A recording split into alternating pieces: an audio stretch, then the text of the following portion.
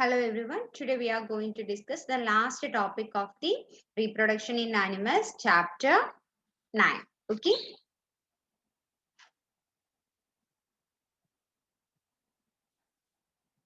ഇപ്പൊ കഴിഞ്ഞ ക്ലാസ്സിൽ നമ്മൾ എന്താണ് റീപ്രൊഡക്ഷൻ എന്നും അസെക്ഷൽ റീപ്രൊഡക്ഷൻ എന്താണ്, സെക്ഷൽ റീപ്രൊഡക്ഷൻ എന്താണ്, പിന്നെ അതിന് വരുന്ന എക്സാമ്പിൾസ് എന്താണ് ഒക്കെ നമ്മൾ പഠിച്ചു. അതേപോലെ തന്നെ നമ്മൾ കുറെ ടേംസ് പഠിക്കുന്നുണ്ട്. ഒവിപാരസ്, വിവിപാരസ്, എംബ്രിയോ, സൈഗോട്ട്, അതേപോലെ ഫീറ്റസ്. ഇതൊക്കെ നമ്മൾ പഠിക്കുന്ന ടേംസുകളാണ്. ഈ ടേമുകളൊക്കെ എന്താണെന്ന് നിങ്ങൾ നല്ലതുപോലെ ടെക്സ്റ്റ് ബുക്ക് വായിച്ചിട്ട് മനസ്സിലാക്കിയിട്ടുണ്ടാവും എന്ന് വിചാരിക്കുന്നു. നമ്മൾ ഇനി അടുത്ത ടോപ്പിക്കിലേക്ക് പോവാണ്. Young one two adults. The new individual which are born or hatched from egg continue to grow till they become adult അല്ലെ.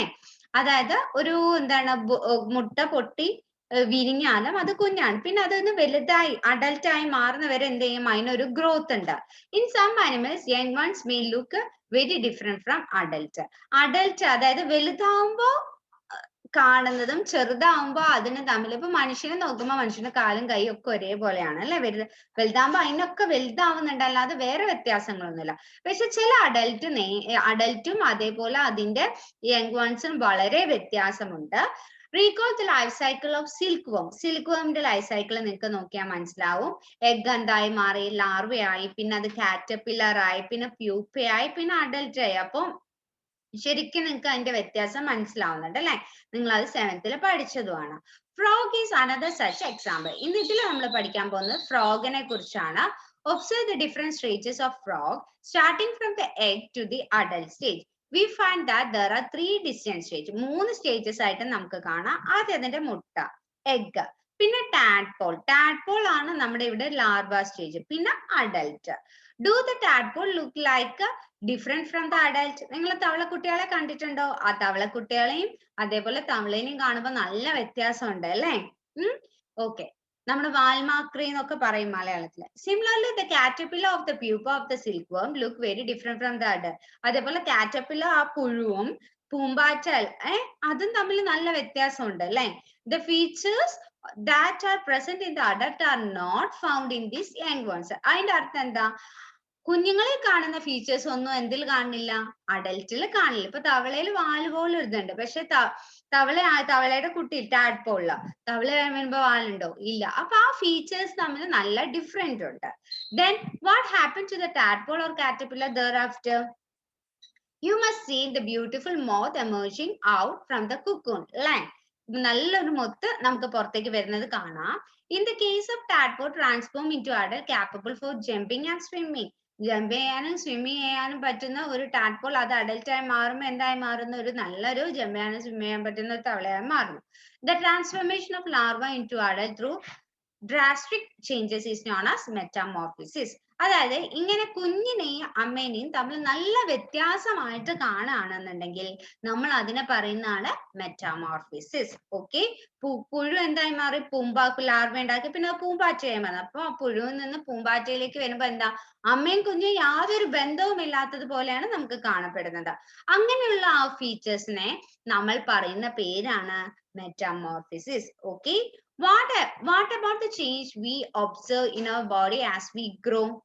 Do you think we too undergo metamorphosis? In human being, body parts are similar to those present in adult, or some present from the birth time. അതായത് നമ്മൾ അതേപോലെയാണോ? അല്ല, കൈയും കാലും നമുക്കൊക്കെ വാലുണ്ടായിരുന്നു, അങ്ങനെയൊന്നും അല്ല അല്ലെ. നമുക്ക് എന്തൊക്കെയാണ്? കണ്ണുണ്ട്, മൂക്കുണ്ട്, ചെവിയുണ്ട്, വായുണ്ട്, കാലുണ്ട്. ഇതന്നെയാണ് നമ്മൾ വലുതായി കുഞ്ഞുണ്ടായപ്പോഴും കുഞ്ഞ് വലുതാവുമ്പോഴും നമുക്കുണ്ടാകുന്നത്. നമുക്ക് അങ്ങനെ ഒരു ചേഞ്ചസ് ഒന്നും ഇല്ല. ഓക്കെ, ഇതാണ് എന്താ നമ്മുടെ നോക്കിയേ, എഗ് ഉണ്ടായി, ആ എഗ് ടാഡ്പോൾ ആയി മാറി, പിന്നെ അതെന്തായി? ലേറ്റ് ടാഡ്പോൾ ആയി മാറി, പിന്നെ അത് അഡൽട്ട് ഫ്രോഗ് ആയിട്ട് മാറുന്നു അല്ലെ. ഇനി next topic, asexual reproduction. So far we have learned about reproduction in some familiar animals, but what about some animals like hydra, microscopic organism like amoeba, hydra, അമീബയിലൊക്കെ എങ്ങനെയാണ് റീപ്രൊഡക്ഷൻ നടക്കുന്നത് എന്നാണ് നോക്കുന്നത്. Activity 9.3 get permanent slide like hydra. ഒരു ഹൈഡ്രയുടെ നമുക്ക് school ഉണ്ടെങ്കിൽ നമുക്ക് കാണാമായിരുന്നു. ഇപ്പൊ ഹൈഡ്രയുടെ ഒരു സ്ലൈഡ് നമ്മൾ നോക്കിക്കഴിഞ്ഞാൽ ഇതുപോലെയുള്ള ഒരു ഫിഗർ ആണ് കാണാൻ പറ്റുക. Okay, count the number of bulges. ഇങ്ങനെ ഓരോ അറ്റത്ത് എത്ര ബൾജസ്, നിങ്ങൾ നോക്കുന്ന ഹൈഡ്രയിൽ എത്ര ബൾജസ് ഉണ്ട് എന്ന് കൗണ്ട് ചെയ്യാനാണ് പറഞ്ഞത്. ഇതാണ് അതിന്റെ ബൾജസ്. ഇങ്ങനെ അറ്റത്ത് ഇങ്ങനെ ഒരു സംഭവം ഇങ്ങനെ ബൾജ് ചെയ്തിട്ട് നിൽക്കും. അത് എത്ര ബൾജസ് ഉണ്ട്, നമ്മൾ ചില നോക്കുന്ന ഹൈഡ്രയിനകത്ത് 2-3 ബൾജസ് ഒക്കെ നമുക്ക് കാണുവാൻ പറ്റും. ഇതാണ് ഹൈഡ്രയുടെ picture. Okay, in each hydra there are be one or more bulges ഉണ്ടാവും. These bulges are developing in new individual that are called bud. അതാണ് പിന്നെ പൊട്ടിയിട്ട് നോക്കി, ഈ ഫിഗർ നോക്കിക്കേ, ഇവിടെ ഒരു ബൾജ് ഉണ്ട്, ആ ബൾജിൽ നിന്ന് പുതിയൊരു ഹൈഡ്ര ഫോം ചെയ്യുന്നു അല്ലെ, അതിനെ നമ്മൾ പറയുന്നതാണ് bud. Recall the presence of bud in yeast. ഈസ്റ്റിലും അങ്ങനെയാണ് സംഭവിക്കുന്നത്. In hydra the new individual develop as outgrowth of single parent. ആ പാരന്റിൽ നിന്ന് തന്നെ ഒരു ഗ്രോത്ത് ബൾജ് ചെയ്ത് പുറത്തേക്ക് വന്നിട്ടാണ് എന്തുണ്ടാവുന്നത്, ഹൈഡ്രയിലൊക്കെ പുതിയൊരു ഹൈഡ്ര ഫോം ചെയ്യുന്നത്. This type of reproduction in which only a single parent is involved are called the asexual reproduction. ഇവിടെ ഒരു പാരന്റിൽ നിന്ന് തന്നെയാണ്, നമ്മൾ തുടക്കത്തിലെ പറഞ്ഞിരുന്നു asexual reproduction എന്താണ്, ഒരു പാരന്റിൽ നിന്ന് തന്നെയാണ് കുഞ്ഞുണ്ടായിരുന്നത്. അതുകൊണ്ട് ഇതിനെ asexual reproduction എന്ന് പറയുന്നു. Since new individual develop from a bud in hydra, this type of asexual reproduction is called budding. അങ്ങനെ ബഡ് ആയിട്ട് ഫോം ചെയ്തിട്ട് ഉണ്ടാവുന്നത് കൊണ്ട് ഇതിനെ ബഡിങ് എന്ന് പറയുന്നു. അപ്പൊ budding is an example for asexual reproduction. Budding ഏതിലാണ് നടക്കുന്നത്, ഹൈഡ്രയിലാണ് നടക്കുന്നത്. Okay, another method of asexual reproduction is observed in the microscopic organism like amoeba. ഇനി അമീബ എടുത്തു നോക്കിയാൽ നമുക്ക് asexual reproduction കാണുവാൻ സാധിക്കുന്നുണ്ട്.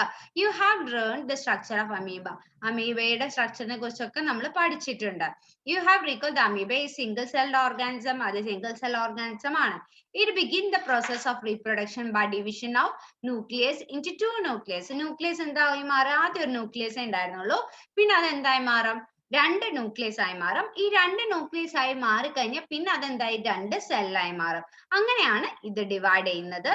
It begins the process of reproduction by the division of nucleus into two nuclei. നിങ്ങൾക്ക് ഈ ചിത്രം നോക്കുക, ഒരു ന്യൂക്ലിയസ് ആയിരുന്നു, അത് 2 ന്യൂക്ലിയസ് ആയി. It is followed by the division of the body into two. എന്നിട്ട് എന്തായും, അത് 2 ബോഡി ആയിട്ട് മാറും. Finally, 2 amoeba produced one parent amoeba. ഒരു പാരന്റ് അമീബയിൽ നിന്ന് ഇപ്പൊ എത്ര എണ്ണം ഉണ്ടായി, 2 അമീബകൾ ഉണ്ടായി. ഇനി ഇത് ഓരോന്നും എന്തായി, ഇപ്പൊ പാരന്റ് ആയി, പിന്നെയും എന്തുണ്ടാവും, അത് വീണ്ടും അമീബകളായിട്ട് മാറും. Okay, this type of asexual reproduction, an animal where there are another method by using the reproduce of dividing into 2 single parent reproduce young ones. അതായത് ഒരു പാരന്റിൽ നിന്ന് 2 പാരന്റ്, അത് 2 ഡോട്ടർ അമീബകൾ ഉണ്ടായി, ഇത് 2 ഇപ്പൊ പാരന്റ് ആയി, പിന്നെയും ഓരോ പാരന്റിൽ നിന്ന് 2 അങ്ങനെ ഉണ്ടായിട്ട് പിന്നെ ആ ഓരോ 2 ഉണ്ടായത് പിന്നെയും ഡെവലപ്പ് ചെയ്ത് പോവുകയാണ് അല്ലേ. അപ്പൊ 1 നിന്ന് 2, 2 നിന്നോ 4, അങ്ങനെയാണ് പോകുന്നത്. അതുകൊണ്ട് തന്നെ ഇതിനെ പറയുന്ന പേരാണ് ബൈനറി ഫിഷൻ. ഇതെന്താണ്, ബൈനറി ഫിഷൻ. ഓക്കെ, അപ്പൊ ബഡിങ് എന്താണ്, അസെക്ഷൽ റീപ്രൊഡക്ഷൻ ഒരു എക്സാമ്പിൾ ആണ്. അതേപോലെ ബൈനറി ഫിഷനും എന്താണ്, അസെക്ഷൽ റീപ്രൊഡക്ഷൻ ഒരു എക്സാമ്പിൾ ആണ്. ഇത് അമീബയിലാണ്, മറ്റേത് ഹൈഡ്രയിലാണ്. ഓക്കെ, ഇനി നിങ്ങളുടെ ചാപ്റ്ററിന്റെ ലാസ്റ്റ് ഒരെണ്ണം പറയുന്നുണ്ട്, story of Dolly the clone. Cloning is the reproduction of exact copy of the cell. Any other living part of a complete organism. Cloning of an animal is successful to perform of the first time by Lan Wilmot and his colleagues at the Roslin Institute of Edinburgh, Scotland. They successfully cloned a sheep named Dolly. അതായത് cloning എന്ന് പറഞ്ഞാല് ഒരു സെല്ലെടുത്ത് ആ സെല്ലിനെ പോലെ തന്നെ വേറൊരു cell നമ്മൾ എന്താ ചെയ്യാ, ഒരു ലബോറട്ടറിയിൽ വെച്ച് ഉണ്ടാക്കുക. എന്നിട്ട് അതിനെ വളർത്തി എടുത്ത് അതിനെ ഡെവലപ്പ് ചെയ്ത് ഉണ്ടാക്കുന്നതിനെയാണ് നമ്മൾ ക്ലോണിങ് എന്ന് പറയുന്നത്. ഓക്കെ, ഇത് വിൽമട്ട് എന്ന് പറയുന്ന ഒരാളാണ് ആദ്യം കണ്ടെത്തിയത്. Dolly was born on 5th July 1996. ഡോളിയാണ് ജൂലൈയിൽ 1996 ഫസ്റ്റ് ക്ലോൺ ചെയ്ത animal. Was the first mammal to be cloned. During the process of cloning Dolly, a cell was collected from the mammary gland of female fin Dorset sheep. അതൊരു type of sheep ആണ്. ഇതാണ് ആ sheep. Okay. Simultaneously an egg was obtained from the Scottish black face ewe. ഇത് വേറൊരു type, അത് ഓരോ ഷീപ്പുകളുടെ പേരാണ് കേട്ടോ. ഈ രണ്ട് ടൈപ്പ് ഓഫ് ഷീപ്പിന്റെ സെല്ല് നമ്മൾ കളക്ട് ചെയ്തു. The nucleus was removed from the egg. Nucleus അതിനകത്ത് നിന്ന് എടുത്ത് മാറ്റി. Then nucleus of mammary gland cell from the Finn Dorset sheep was inserted to the. അതായത് ഈ ഫിന്നില്ലേ, ഫിന്നിന്റെ ന്യൂക്ലിയസ് എടുത്തിട്ട് ഇതിന്റെ ന്യൂക്ലിയസ് എടുത്ത് മാറ്റിട്ട് അതിനകത്തേക്ക് നമ്മള് എന്താണ് സ്കോട്ടിഷ് ബ്ലാക്ക് ഫേസ് ഉള്ള ആ ഒരു ഷീപ്പിന്റെ സെല്ലിന്റെ ഉള്ളിലേക്ക് നമ്മുടെ ഫിൻ ഡോർസെറ്റ് ഷീപ്പിന്റെ ന്യൂക്ലിയസ് കൊണ്ടുപോയി വെച്ചു കൊടുത്തു.